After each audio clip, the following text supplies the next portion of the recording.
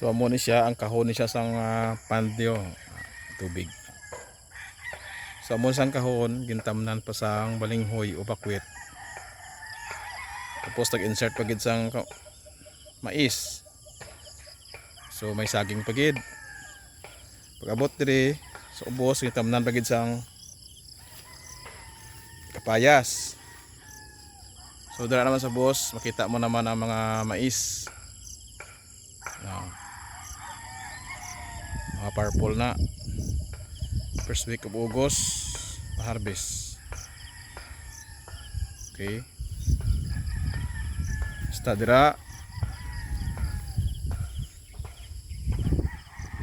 purple. Tapos may isa pagigigto ka area sa boss.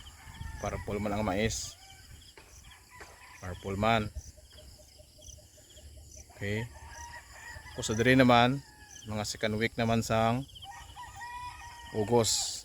Arang puti iya mga bulak mais. Yang bujawi gro na. Sweet corn naman na siya ya. Tapos ara naman sa babaw, mo naman ang next naman. So tatlo ni. Sunod-sunod pag harvest kapag pagtanom nila, bidungan. Okay. Ara naman paho. Ara sa likod sa paho nanda dira na akon nga goat farm.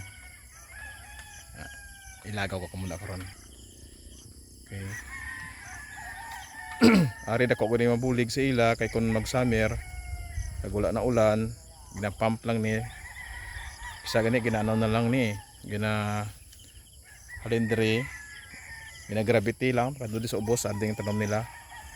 Kung summer ka tanom sila di marguso, kamatis, pipino, dira na.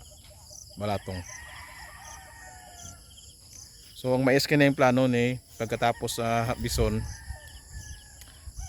kuno na din tanom. Mais magyapon ang tanom. Pero ang iya ni nga puno ni mga dahon niya ni para ni sa kanding kumpay pagit sa kanding kag baka.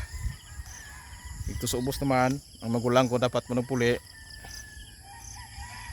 siman man patanom sa sang sang pipino pahunol kay papa dapat siya matanom kaso lang na cancel ang iyang puli si papa na nagpadayon ng tanom ni papa nabara balay pino na da.